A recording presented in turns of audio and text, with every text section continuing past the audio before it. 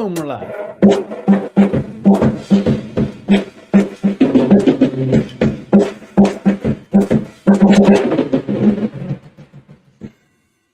Yeah, Chip Ritter on the left-handed kit. What's up? On the left-handed kit. I gotta say it again, dude. That's so cool. That is so cool that you're doing that, playing on left-handed kit.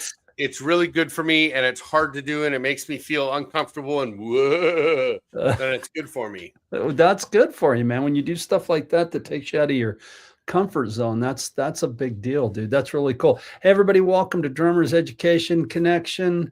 I am Bart Robley, and I'm here with my buddy in Tucson, Arizona, Chip Ritter. Chip, what's happening, bro? Hello. Not much, man. We're just excited about the D.E.C show coming up, and we want to learn how to learn some songs. I want to learn how to learn some songs, man. Yeah. So yeah, today it's the Bart and Chip show. Jeremy and Rick are not with us today. I'm not sure what Jeremy's got going on. I know Rick is coming home. He's flying home today. He's down in Florida visiting his mom, and who is she's getting up there, but man, she's in great health. And so I always love hearing Rick's reports when she's going to be 100 soon. Dude, I know, that's crazy. You know, yeah. That's so cool. That's so cool. And from what Rick says, she's still really active and goes out on the beach and does her thing every day. So it's good for Rick, good for Jeremy. But it's the Bart and Chip show, and today we're talking about how to learn songs, teaching songs, moving forward with that sort of stuff, not only as players, but teaching our students. And hopefully the two of us have some good tips for you guys to help you and to help your students. But before we do that, good things as usual. What you got going on that's good today, Chip? Oh man, you know what? I've got a trike that I bought, a 3-wheeled bicycle. Oh, cool. And I'm super proud of myself. I rode it all the way down. I rode it about 5 miles today. And super proud of myself for breaking a record in distance and really getting out there and moving my legs and moving. I'm trying not to be so sedentary. You know, I'm trying to make sure I'm more active and healthy and stuff. And I got my basketball in the back basket, and I go shoot some hoops and get a sweat on. And I'm just really proud of myself. My good thing is my trike. That's great. So where do you get an adult sized trike at? I have to know. Oh man, you get it on Facebook Marketplace. There's a bunch of them. Really? No kidding. Yeah, there's a bunch of everything on Facebook Marketplace. Really? That's cool. Yeah. I'd like to get an adult size big wheel. Remember those? I bet you can do that, man. I bet they got a gas powered big wheel. They probably do, man. They probably. What about you, Bart? What's good in your life? You know what, man? I got so many good things going on. I'm really excited about D.E.C Day coming up. Last week, last week, I got a snare drum from Gretsch Drums. It's called the Gretsch Grand Prix snare drum. It is Shut the front door, a snare drum. Yes, sir. Yes, sir. Somebody's going to win it. Somebody's going to win that snare drum. So if you haven't got your ticket to D.E.C Day, do it now. Go to drummersedcon.com, go to events, buy your ticket. For walking through the door, now I know I'm doing the hard sales pitch here, but that's okay. When you walk through the door at D.E.C Day, you're going to get a grab bag. It's got $100 worth of stuff in there, drumsticks, drum heads, all kinds of cool stuff. When you are at D.E.C Day, first of all, it's taking place at the Aquarian Drumhead Factory. If you haven't been to D.E.C Day or ever been to the Aquarian Drumhead Factory, it's a pretty remarkable place, and it's a lot of fun. And you're going to be considered an artist for the day, which basically means that you get, when you're there at D.E.C Day, you're going to be able to buy drum heads at artist cost, which is a substantial discount. So artist cost drum heads for the day. Yeah, so you can outfit your kit top and bottom. If you got 2 drum sets you want to outfit with new heads, it's a great time, and it's a great hang. We got food, we got 4 incredible clinics.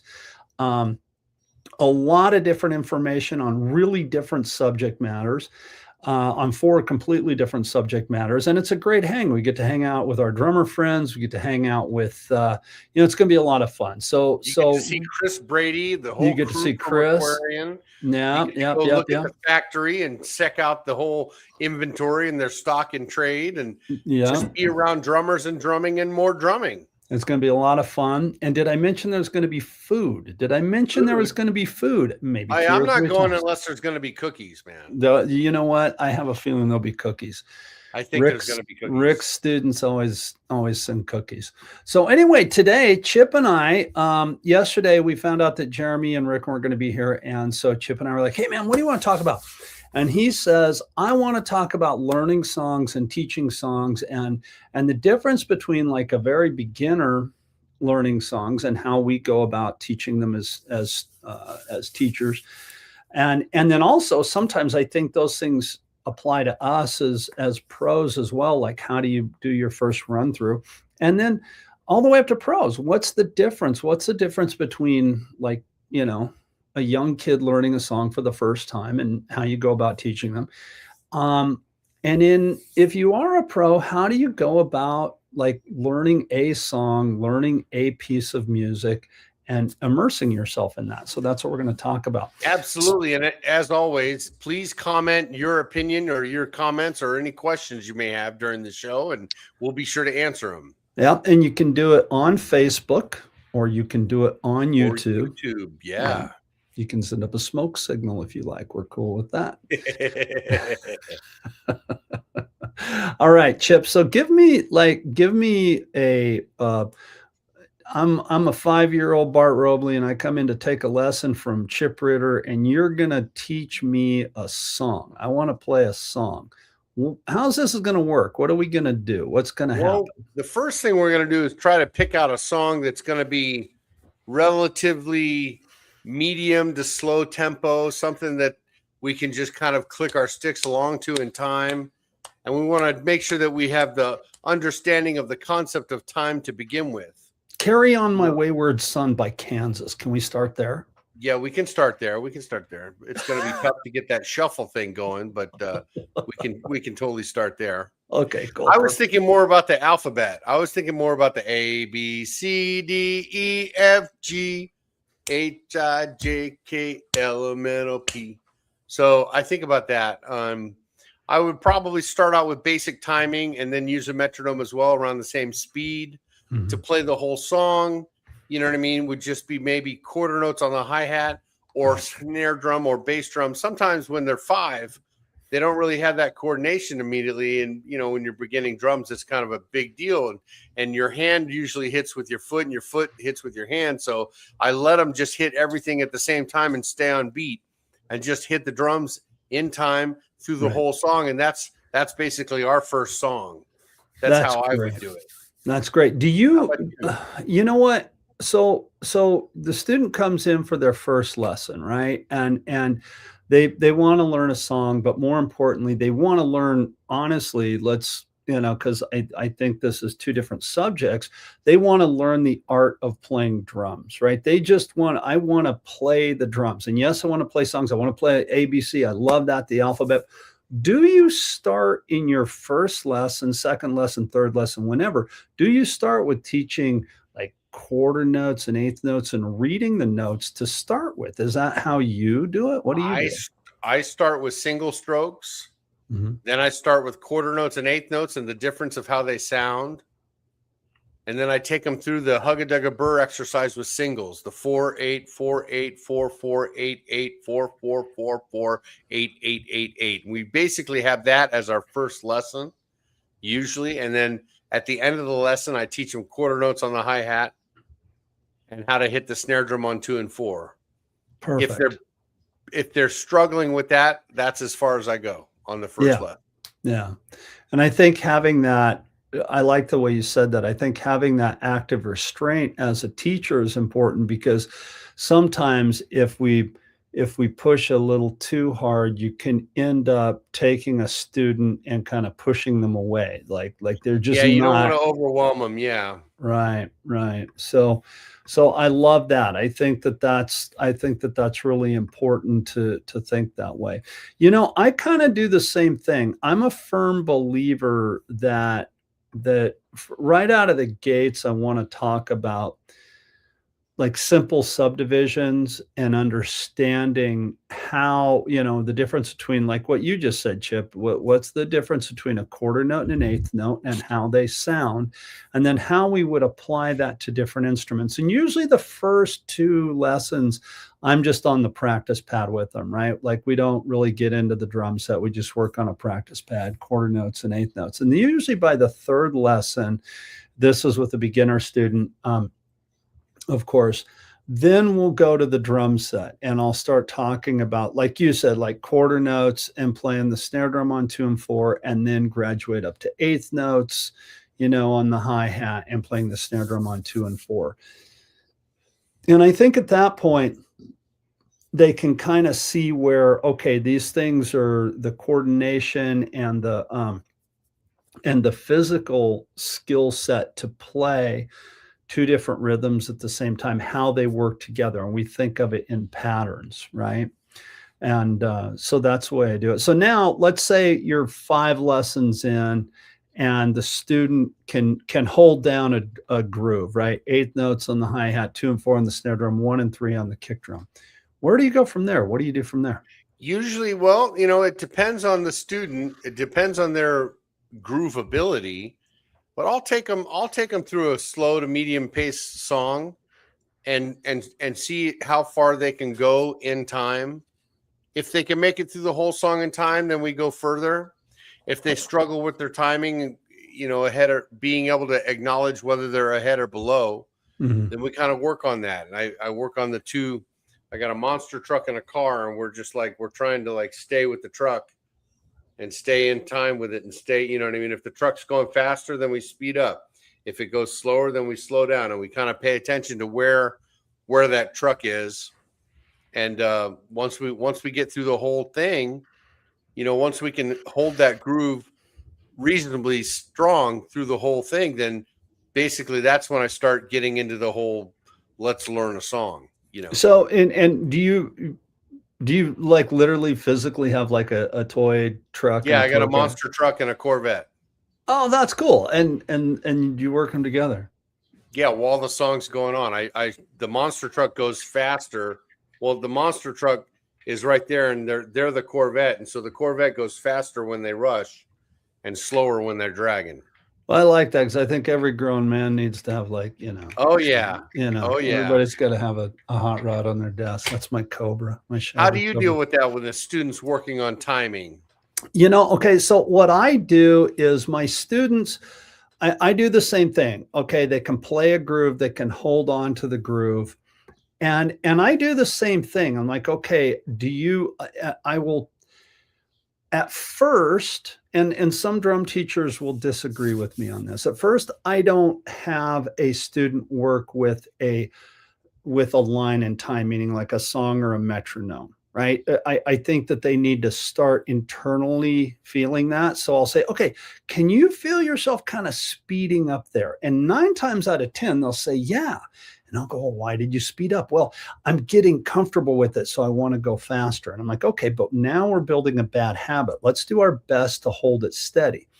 Now, once a student can hold a piece of music steady for about 8 measures, and we'll talk about the measures and stuff in later lessons, but I know that they can hold on to it for 8 measures. I'll say, hey, okay, put on your headphones over there. And one of the tools that I use all the time, and I'm a big believer in this, is Tommy Igoe's Groove Essentials, the play-alongs. So what I'll do is literally, like, if they can hold down a groove, I'll say, okay, I'm going to count you in, right? And you're going to hear at the beginning a groove 1 slow, Tommy Igoe. You'll hear click, click, click, click, click, click, click, click, click, click, click. That's what the count is, right? A bar of quarter notes, half bar or eighth, and then a bar of eighth notes or half bar of eighth notes. So you get a 2-bar count in, and away we go. But I still count them in. I'll say, I'll give you a hard count. 1, 2, ready, play. And then they play. And if they can stay with it, I just let them play with it until they fall off. And I'll say, okay, when you fell out of time, were you ahead or were you behind? And 9 times out of 10, they're ahead. that's where we kind of start. I feel like I start diving into the time, because then if I say, well, were you ahead or behind? And they don't know, then we can kind of start making those small adjustments like that. And I like the Tommy Igoe thing again, because there's no drums. It's music minus drums, and you can really kind of feel like you're immersed in it. You ever use that, Chip? You ever used the Tommy Igoe stuff? I've used it in the past. I honestly, just as a drum teacher, maybe I'm a little snobby, but I prefer Rick Stojak's How to Build a Drum Groove. Mhm. The first book. It's got a lot of songs and the BPMs listed. Yeah. So when you dial in a student and you know what BPMs they're at, it's really easy reference to just pull that song up and have them have a go at it. I'm also different than you in my teaching style. I throw them in the deep water and make them swim. You know, I just get them on the snare drum immediately. We get to the pad when we start going through the rudiments and stuff, and we do pad work, but it's just usually like if they got a new drum set at home, they want to play the drums. So I get them on the drums immediately. Oh, don't get me wrong. Yeah, no, I get on the drums. Like, I get on the drums immediately. Like, I'm not saying you don't. I'm just saying right. But I feel, for me, for a student to learn how to understand the groove that they're playing along with the song, I think understanding quarter notes and eighth notes is a big thing. So that's why I start on the pad. Yeah, Not that quarter notes and one's eighth right or notes is wrong, big. you know. Yeah. You know, I like the whole the math of subdivision. I nerd out on the whole quarters, eighths, sixteenths, triplets, and the relationships between those. And you know, when I'm teaching a student, I have an A, B, and C thing where level A is 100% perfect, correct, regardless of time. When where they're reading music, and that's another thing I do that a lot of drum teachers don't. I get them reading music on day one. I get them. Oh yeah, me too. What that note looks like and what it's supposed to do and how it relates to the other notes on the same line. Right. So we'll do snare drum music on day one. I'm right there with you on that, and I say this all the time to my students. I think it's so important to understand how to read music. If we're going to, Chip, you and I are going to we're going to go take a German class on how to speak German, or we're going to take a Spanish class, how to speak Spanish, whatever. Day one, you're going to be speaking it, and you're going to be reading very elementary words. Yeah. You're not going to say to the teacher, look, I just want to speak Spanish. I don't want to read it. You know, it's not going to happen. You're going to learn how to read it. So no, I'm right there with you. Hey, what's Fred say here? What's Fred say? Read it there for me, Chip. We don't start working on songs until they have some confidence in playing a handful of drum grooves and can hold a steady tempo. This way, when we start playing songs, we can focus on the song more rather than worrying about what the drum beat is. Right. And that's an interesting take on it. Yeah, that is an interesting take. Yeah, thanks, Fred. Yeah, I think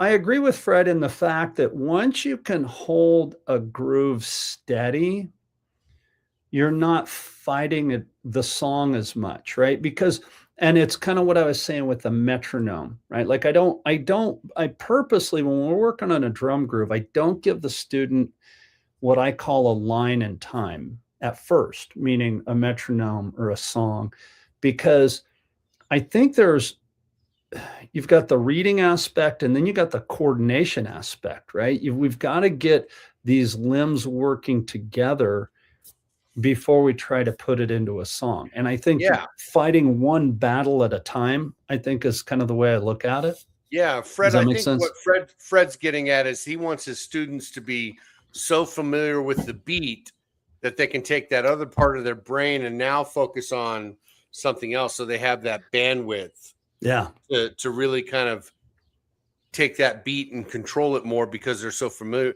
They're not trying to learn or struggle to play the beat by the time he's got them up and running songs. Yeah. And I completely agree with that. Some students are like fish to water. when it Yeah. comes to time. And some students need to learn, or, you know what I mean? They have trouble grasping it. So that's the other reason I said it really depends on the student for me, what I dive into, you know. When you say trouble grasping it, and I know maybe this is not a good question, but are you talking about they have a trouble grasping the reading, the coordination, the groove Well, itself, or all of the above? I mean, when 9 times out of 10, if you start going like this in front of a 5-year-old, he can do it. Yeah. He's watching you, he's listening to it, and he can stay with you. Right. 9 times out of 10.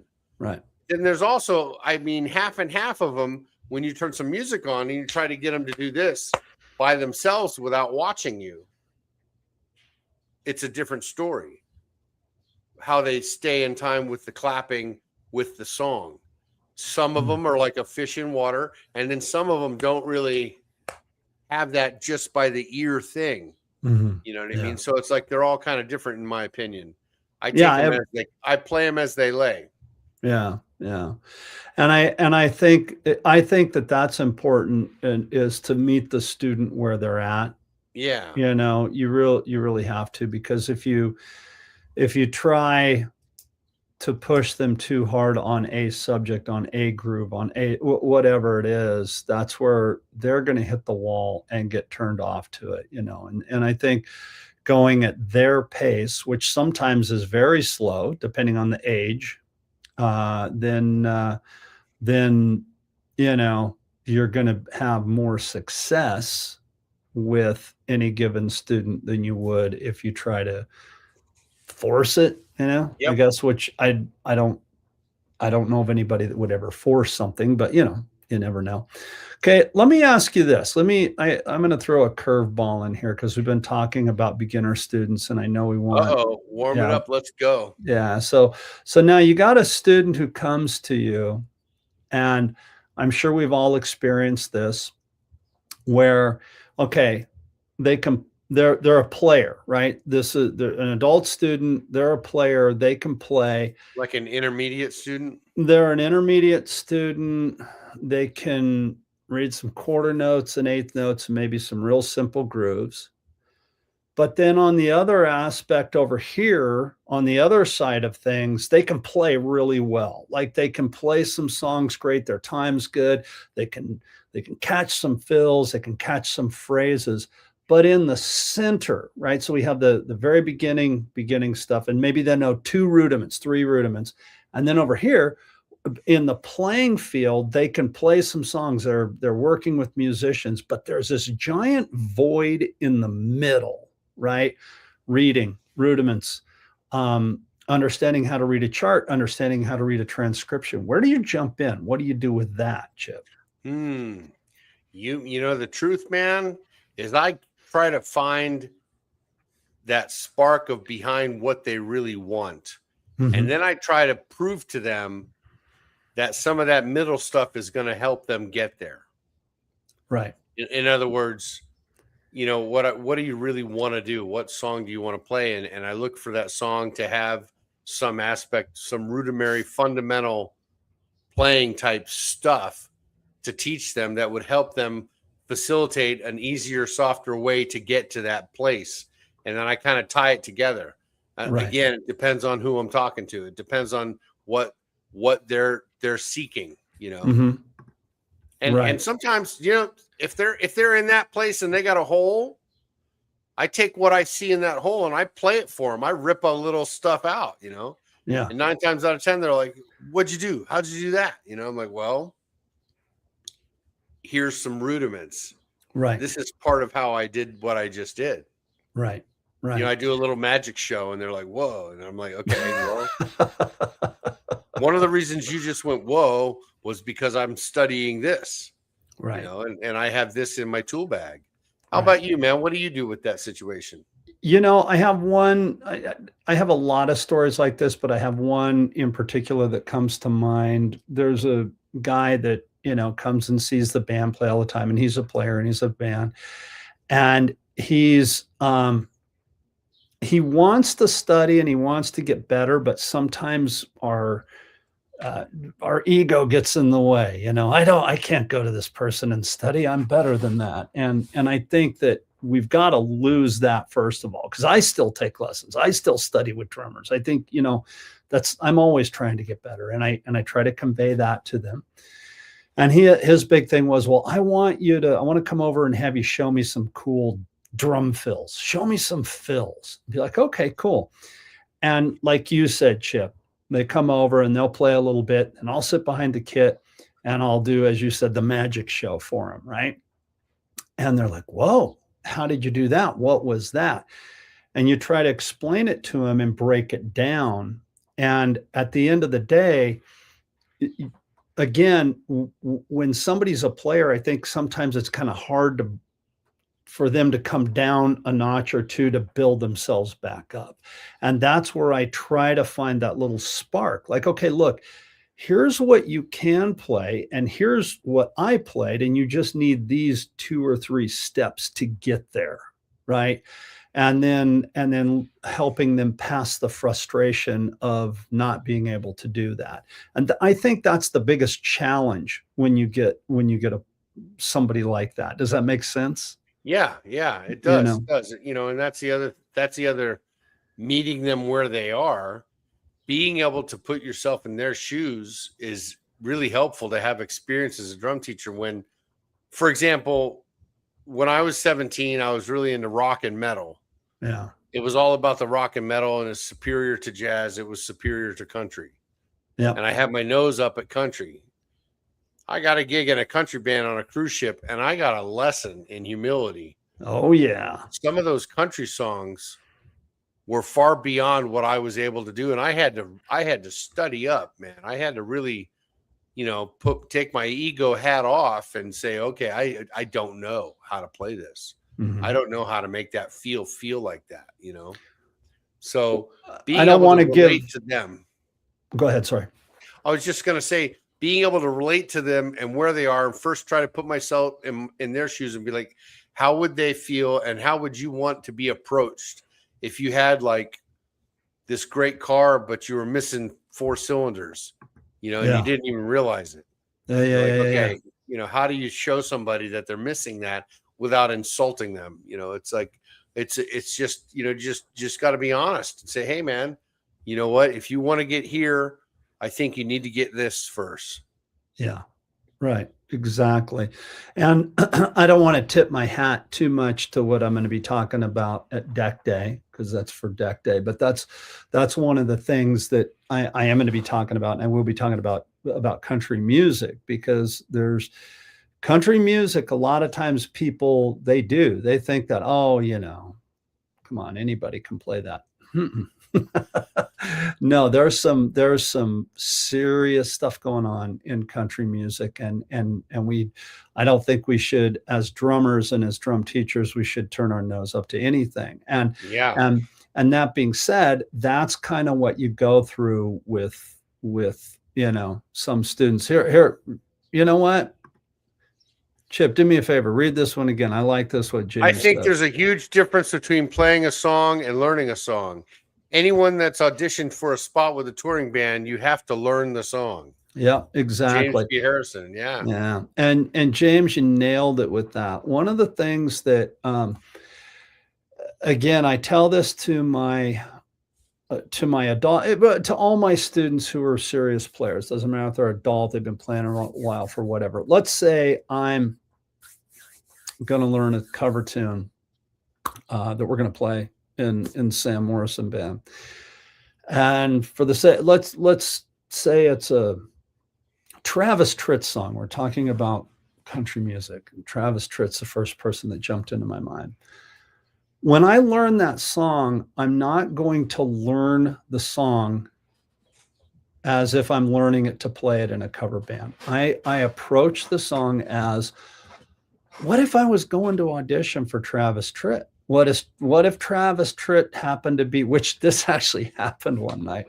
What if Travis Tritt happens to be in the audience and watching the band play? And him and his guitar player one night were, as a side note, were in the audience, and we played the song Trouble, and both of them kind of perked up, and then the guitar player got up and played Whippin' Post with us. It was pretty cool. So anyway, that is really cool. Yeah. So as a side note, yeah, James, you're right. And I'm not gonna I don't know how to say this without sounding snobbish, so I'll say it, and if I sound snobbish, I Oh, apologize. be snobby for a minute. There's a lot of schools out there now that are popping up that they teach you how to play a song. Okay, and then they couple you with other musicians and a band, and you go into a showroom and you play that song. It's a lot of fun for the students. It's a lot of fun, right? We're having fun. We're playing these songs. And sometimes that's all people want to do. But there's a cavernous difference between knowing how to coordinate and play through a song and maybe catch a fill, or sort of catch a fill or catch a phrase, and knowing how to play that song. There's a huge difference, right? So, depending on what it is that you're trying to accomplish as a musician, and I say this to all students, I think you need to pick a teacher or a school or where you're going to learn wisely, because your end result is going to be a direct result of what that teacher gives you. Does that sound snobbish? And do you agree with that, Chip? I don't know if it's snobbish. And I mean, I agree with you as far as if your goal is to be a well-rounded drummer, you know what I mean? It's great. It's a great experience to go join a camp and learn a song and have some fun on the drums. I agree. But I wouldn't stop there. I'd say you'd be shorting yourself if you try to call yourself a drummer and you can only play one song one way. That wouldn't really be, be drumming. I mean, I think that the other thing, what I wanted to say was teaching a student how to teach themselves is a whole nother art form. Thank you. When you learn a song, and we said this title of this episode is From Playthrough to Mastery, learning songs the right way. And I kept thinking, okay, what's the right way? Mm-hmm. And how do you get to the right way? And what do you define? So I was going to ask you, what do you define the right way to learn a song as?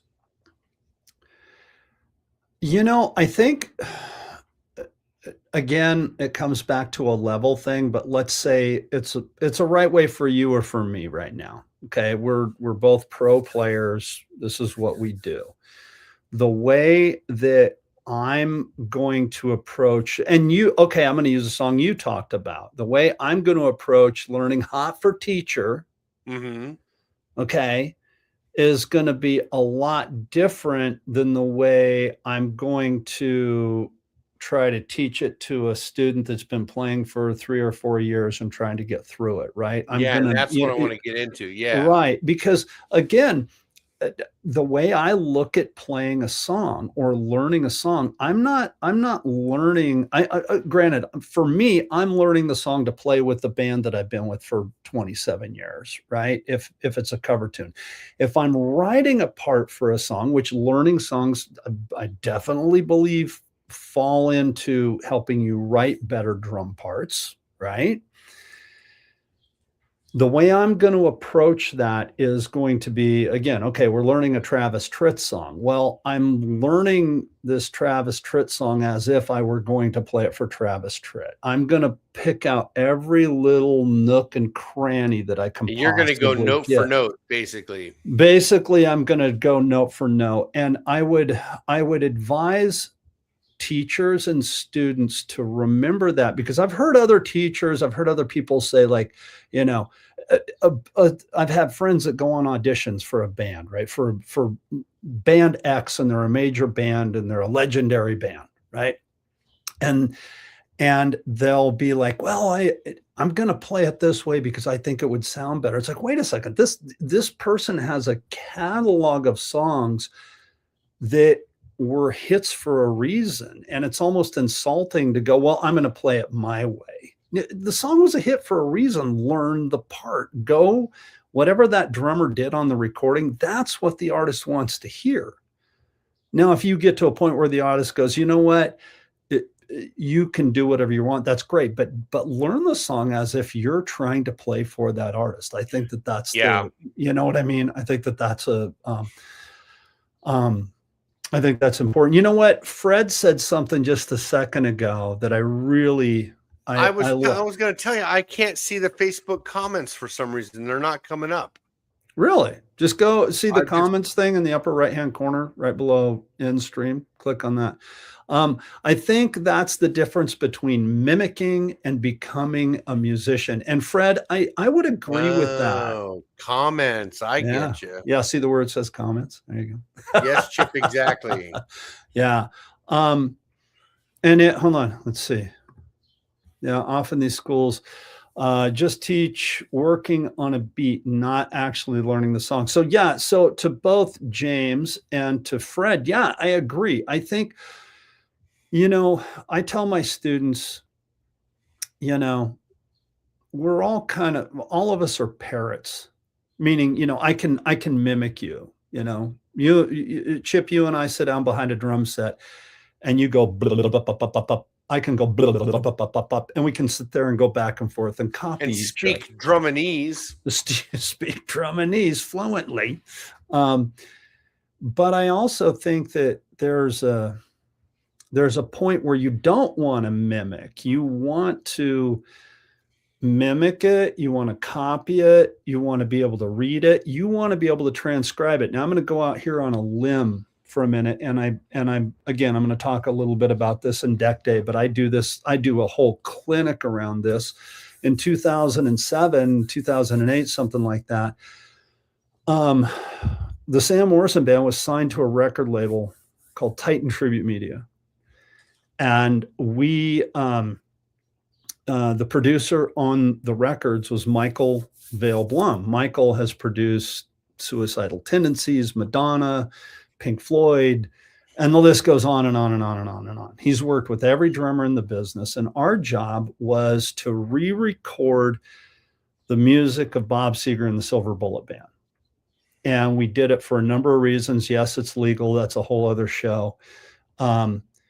Before, when iTunes was a thing and people were buying music on iTunes, before Bob Seger was up on iTunes, we put the stuff up there, not saying that we were him, but as a tribute.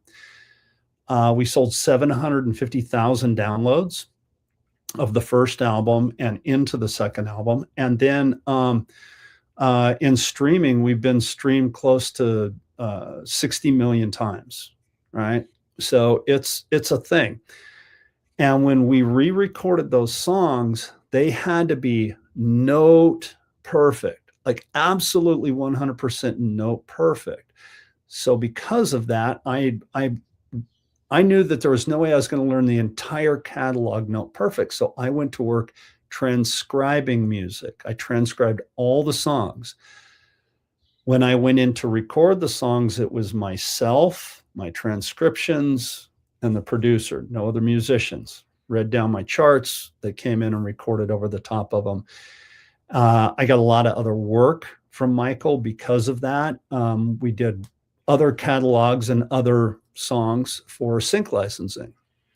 Now, the reason I say that is kind of to go along with what James said a second ago, and also what Fred said about mimicking and difference between working on a beat and learning a song. I had to learn these songs so note perfect that it sounded like the original recordings. And I had to dive in there and transcribe. That's why learning music that way is so important, because if this is what you want to do, you never know where it's going to take you. I never in a million years thought that I would be in a recording studio re-recording these songs. But I did, I did all the CCR catalog after that. I did a bunch of Doobie Brothers stuff. I did a bunch of one-hit wonders, a lot of the Meatloaf catalog. I got to re-record that stuff with this world-class producer. And the reason I could do it was because I did do that homework, So, is that chest pounding? Well, I don't know, but that's what I went through. And so I advise everybody, if you're going to go into the deep end of the pool, go into the deep end of the pool, you know what I mean? And really go for it. So that's why I think transcribing and reading is so important. Maybe I went off way on a tangent here on the side note, but no, it's good. It's yeah. good What stuff, do man. you think Talking about that, good Chip? stuff. Yeah. What do you think about that stuff? Transcribing and learning that stuff with students. Transcribing and learning. Well, you know, this learning songs for me with my students, the bulk of my students are younger kids. You know, we're talking about 8 to 13. Right. They're younger kids, and most of them that can play are playing very simple songs and simple beats, and they're working on the fills and the transitions and the licks. So Right. what I usually do is I say, let's get a piece of paper out and we'll talk about, you know, intro town and verse fill and chorus city, and we'll make a map. You know, what we do is we start on the very top, and if there's the intro to the song, we'll write intro. If the drums are in or out, we'll write out or in. And if it's in, then we'll have the beat. We'll make sure that we can understand the beat and play that beat, which is why I start with simple songs. But Right.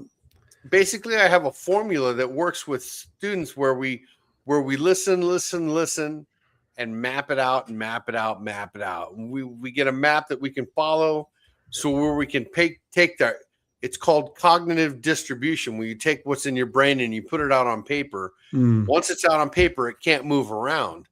And once they have an aerial view, for lack of a better term, of the song structure, their comprehension of what they're listening to when the song is going and at what time code the song is on. You know, if you're looking at YouTube and you're listening to, you know, Dr. Feelgood, and he's got a really big, hard to play fill at 1.23, we write down 1.23 question mark. So that's something to work on. That's like a pitfall. That's something I'm going to struggle with. So we find out, you know, the first step is listen to the song.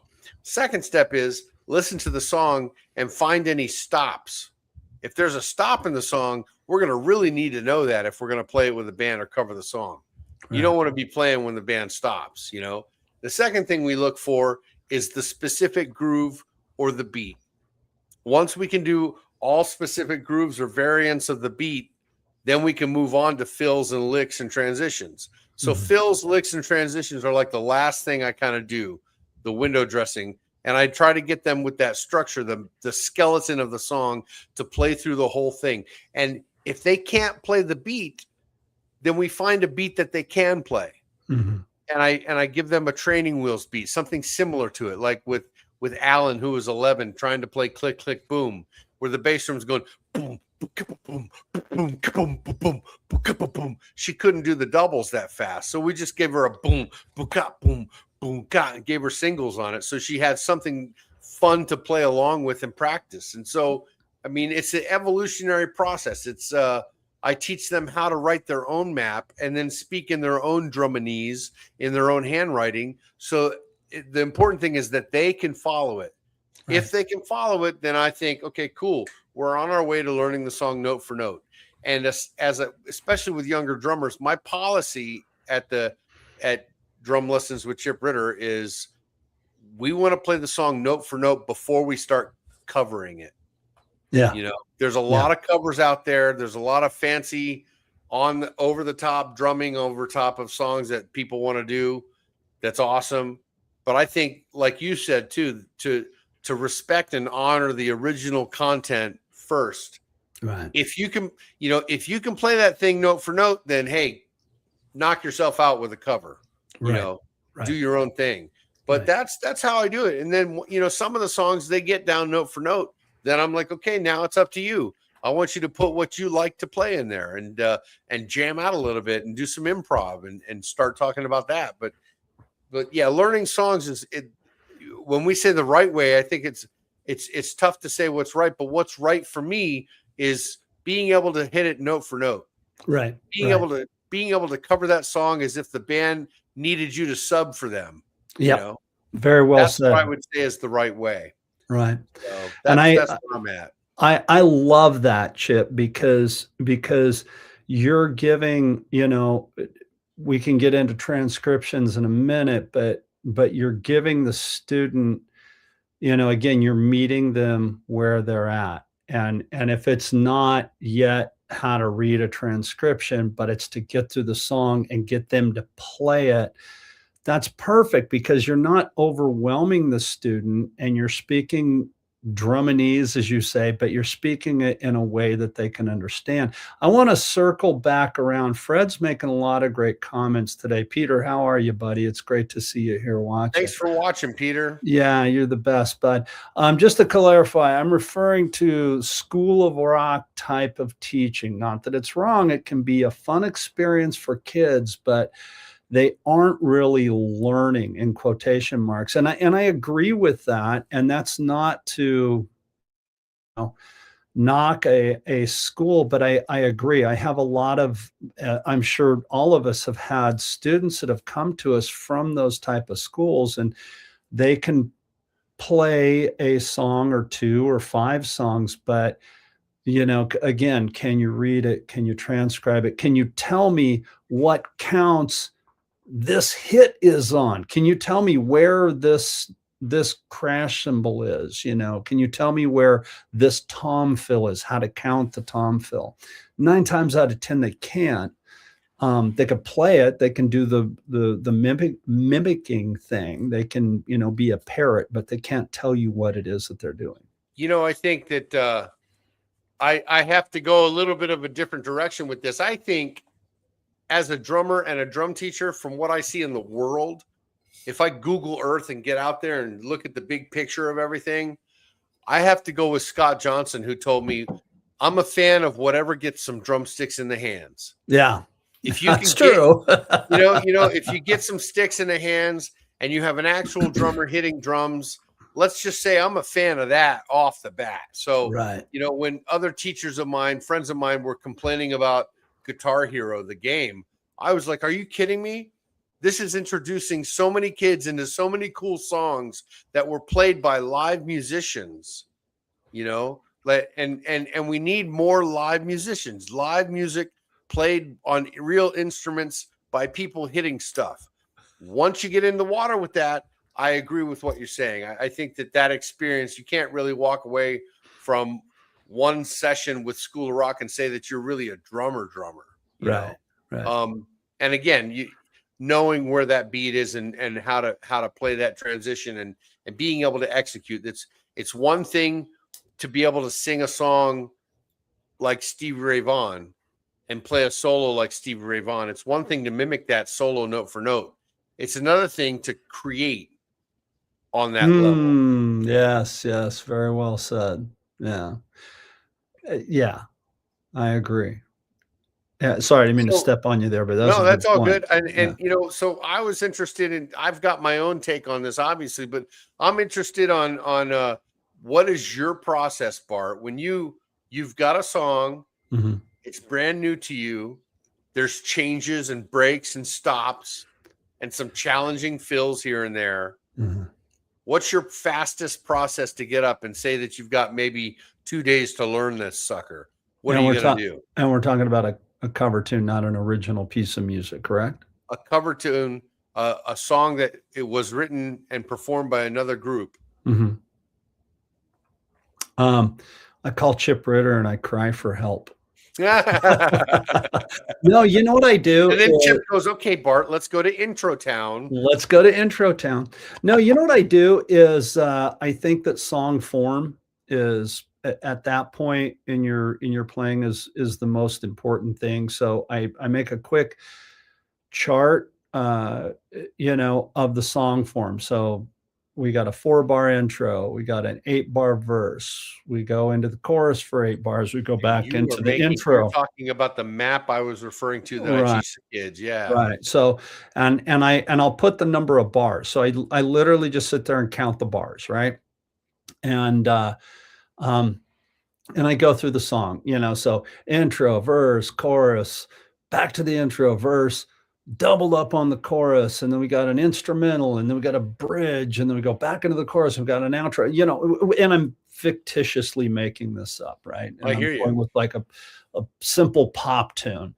And then from there, I have my chart of, okay, here's the bars. And then 9 times out of 10, depending on the era, I mean, if something was recorded in the 60s and 70s, it's going to be way different than the 90s and the 2000s. But I'll make, okay, this is the groove that they played during the verse. And then here's the groove that they played during the chorus. And on the chorus, they were on the ride cymbal. And on the bridge, they're on the bell of or they're riding on the crash during the bridge because they're really bringing it up. Or maybe there's no drums in the bridge, whatever. I'll make those notes. And then I'll come back and I'll try to cop the fills, right? Okay, going from the bridge into the chorus, I went, okay, what was that? And I'll transcribe that and try to, and I'll learn that on one surface. Roy Burns, single surface learning. Okay, the drum fills. Okay. Well, now it sounds like he's got 2 toms in there, or he's got 3. That's easy for you to say. Right, exactly. And then you go through and you break it down and you learn the fills. And then, you go out and you play it. And the first couple of times you're going to be surfing on one foot going, whoa, there's that fill. And I think I got it, And if nobody in the band turns around and looks at you and goes, what was that? Then you got it. But yeah, that's a thing. And then also, be able to be, and this is maybe another subject matter, but when you're at that level where you're playing it live and you're doing gigs and you're working, and I know this is hard for me, and I think it's hard for everybody. Allow yourself to be able to be critiqued. If the bass player, the piano player, somebody pulls you aside and is like, hey man, that one little thing, it's not quite right, or the feel isn't quite right. Okay, why is the feel not right? Don't go, well, it was me, so therefore it was correct. No, be able to be critiqued and be able to sit with that, because that can be hard. That can be hard. What does Fred say? What's Fred saying over here? Chip? I've done a lot of ER song learning over the last 6 weeks for a couple bands that needed me on short notice. I've got a system for learning really fast, at least well enough to still have a good show. There you go. And that's Fred Fisher, Fred Rock. Fred Rock Fisher. I know. I was going to say something too. I don't know if this is even related to what we're talking about, but let me hear it. When I got into the worship scene, I was struck by the difference of how 90% of worship drummers approach songs differently than most of what I've learned my whole life. It seems like it's a whole different culture. And oh yeah, I would agree with that. And I found out early that my music pastor did not appreciate Neil Peart inspired fills. I don't. He just didn't. He didn't feel. He could not see the value that I was bringing to the table, and humbling myself to sit there and say, okay, maybe there's something out there that I haven't done, that I don't have down. I don't have that mastery level of song learning that we're talking about on this show. Play through to mastery, learning songs the right way. And it was kind of hard for me ego wise, man. I was resistant. I was like, well, that guy needs to go to the hi-hat and get off the toms, for crying out loud, and it's like, I don't get to say that when I'm working for someone and I'm performing a service for them. They're the ones that are getting to call the tune, so to speak, pun intended. Yeah. And they get to say, we want this. Yep. So my job as a drummer in that instance, in this case, is to go learn that song exactly like you're talking about, Bart. Number one thing I do is count out the bars. Yep. I got the little numbers in my chicken scratch handwriting. And then if something freaks me out, like a little change or something he does, then I put a big question mark and an exclamation mark right by that bar while I'm writing. And I'm pretty good at being able to get through a whole song without stopping the song, on the first pass. But I'd love to hear more about Fred's system. I'm going to have to call him up and ask him about that. That's cool stuff. But my system goes counting bars, blocking it out, noticing any potential trouble areas, and then really kind of mapping out. Like I won't put the exact different beats.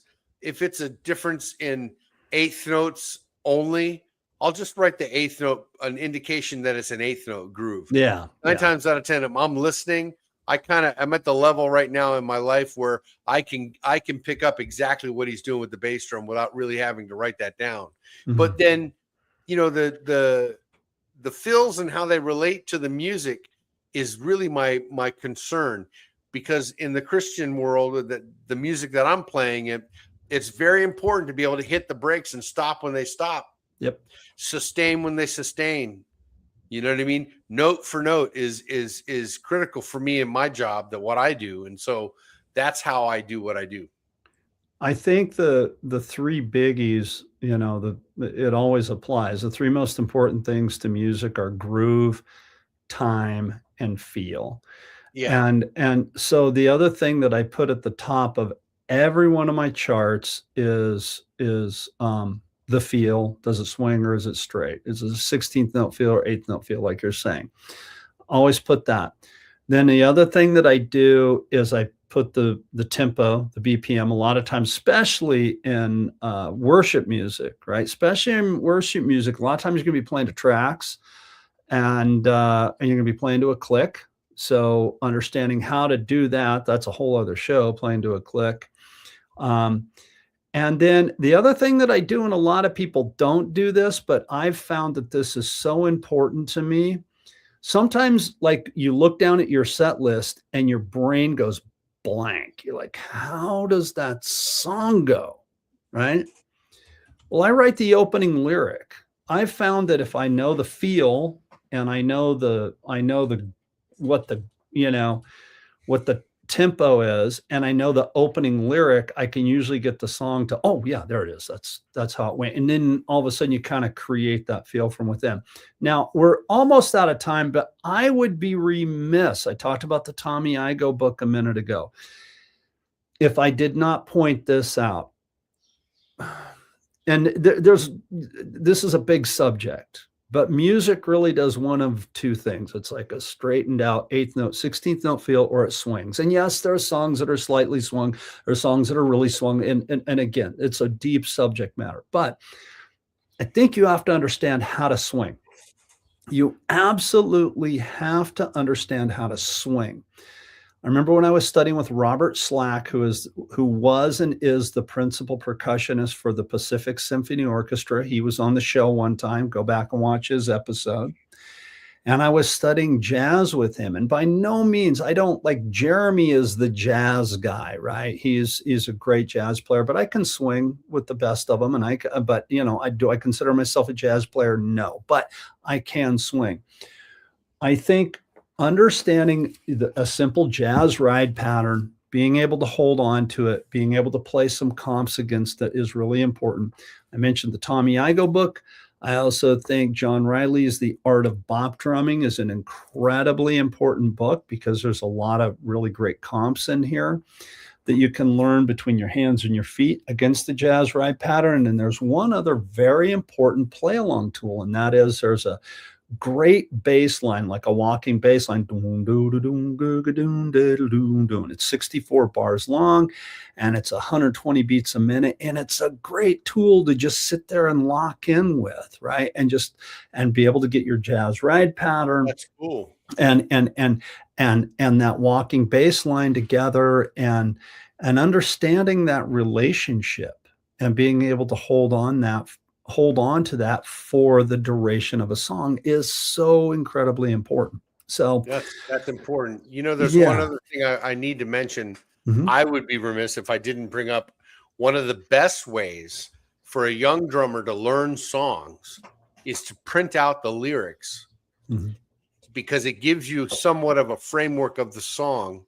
Right. And when he says, she said, then you write, okay, that's when that fill happens. So you can write underneath the word fill on the exact time that the lyric goes by. It's a great way to track the song. Right. It is. And I agree with you, Chip, because I think you know, having, you know, if you have a blank spot up here for a second, like, oh my gosh, how does the song go? But you can remember that lyric, it can jog your memory. And I Yeah, think it's a that good trigger system. yeah, Yeah. yeah, it's really important to be able to do that. It's really important to be able to jump in on that. Guys, Nice. you know what? This has been a great show. Chip and I always enjoy doing. Yeah, I enjoyed, you know, all the guys. We love each other to death. This is a great brotherhood. Chip and I enjoy when we get to do a show by ourselves. And today was a lot of fun. So, Chip, thank you so much for your inspiration to me. Thank you, Bart. You bet, man. So, Chip, you're going to play us out on a left-handed drum set. Let's hear it.